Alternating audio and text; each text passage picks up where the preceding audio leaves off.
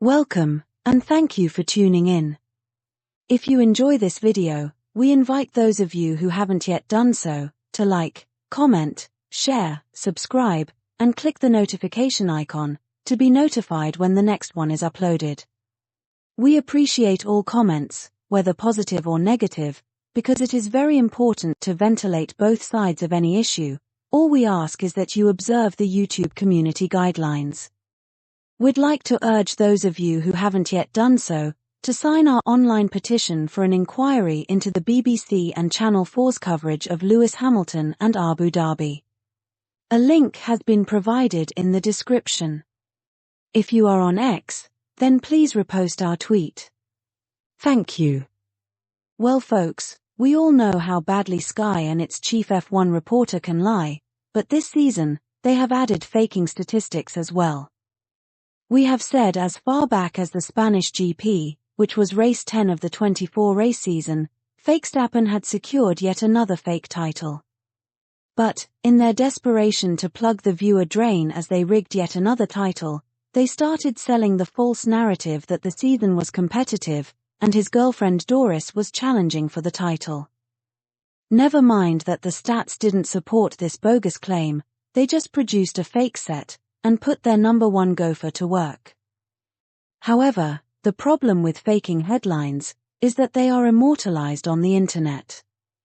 So, 3 years after Abu Dhabi, we can show just how badly Sky and their chief F1 writer have continued to be untethered to reality or truth. To illustrate their fraudulence, we have provided a link to one of their articles, masquerading as an end-of-season analysis of the factors that undid Doris's title bid, because it is a textbook example of the toxic combination of clickbaiting and gaslighting.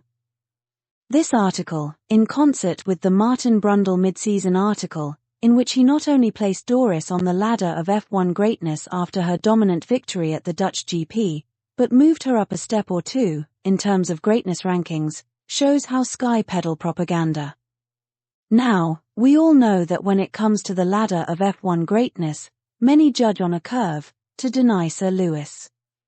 But we have never heard of a female driver mentioned before, not to talk of one that has never won a title. Yet, in one fell swoop, Brundle killed two birds with one stone, as he put Doris on the ladder of greatness. Unfortunately, he did not say exactly where he was putting her on the ladder and above whom, so if anyone is chanced to come across his path either digitally or physically, perhaps they could ask and let us know. However, what we do know is that, despite having the fastest car all season, by the time of the Dutch GP, which was race 15, Doris was 78 points behind her boyfriend, and the title race was over, bar the moaning. And that Doris sure was a moaner. Headline after headline, she moaned about how disappointed she was not to have won one pole or one race, because of some mistake or the other. She moaned about her beau smacking her around in public. She moaned about Sir Lewis, Oscar, Stella Artois, Pukey Brown, and the candlestick maker. Doris was so busy moaning that by the end of race 10, which was the Spanish GP, her boyfriend, despite not finishing once, had already sewn up the title with 7 victories. Perhaps she finished off moaning on the plane rides back home, like her boyfriend's boss used to do with his girl. Anyway, during those first 10 GPs, Doris only recorded 1 victory, and it took her another 5 to record the dominant victory that got Brundle so excited. However, Martin's excitement should be viewed in the context of Karen's cutting remarks, that it was remarkable that the great Doris had only won 2 races, driving McLaren's benchmark car. To underscore how unhinged Brundle's assessment of Doris was, by the end of the Dutch GP, her stats included only improving from her starting grid position 6 times in 15 races, falling back 5 times and finishing off in the same position 4 times, qualifying on pole 4 times and losing the lead before the end of the first lap, every single time. That race which got Brundle shooting of, was the first and only time that Doris was able to recover from losing the lead on the first lap, to win a race. As we also mentioned in our previous video, Norris is the first driver since Felipe Massa to lose a title while driving the winning car. However, in the case of Felipe, the title race went down to the last lap of the last race. He was world champion at the time he crossed the finishing line, but Sir Lewis snatched it away when he crossed the finishing line to claim the first of his 8 titles, in only his second season. We all now know how difficult it has been for Felipe to accept this loss, but thankfully Norris has no such worries, because her fake title race had been all but mathematically over before the halfway mark. After only 10 races, Norris and her boyfriend were locked in on 69.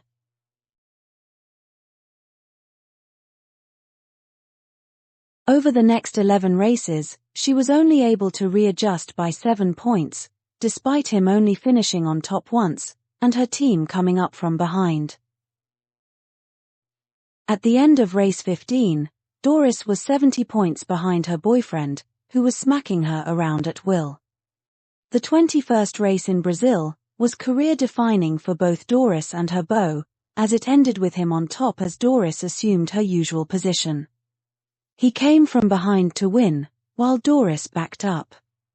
When they made it official at race 22, she was only slightly off 69. So, in the 7 races after Martin proclaimed her greatness, Norris could only take 7 points off her boyfriend. Other key stats show that her beau was able to convert 5 of his 8 poles, while Norris could only convert 2 of her 7. Of all the pole sitters so far this season, Norris has the worst conversion rate at 29%. At the end of the Dutch GP, her pole win conversion rate was second only to George from the bottom, and she subsequently went one better. There is not one key stats in which Norris has excelled, unless you turn those indices upside down. Guess that's what grading on a curve is all about. Consequently, it is self-evident that Brundle is a snake oil salesman masquerading as an expert F1 analyst. He has no respect for himself or the public, and was so eager to do his boss's bidding that he tried to sell Norris as one of the F1 greats. Astonishingly, to back him up, Sky faked the statistics to give Norris 7 pole positions including sprint races, when the correct number is 8. And of course, 2 out of 7 is a lot better than 2 out of 8.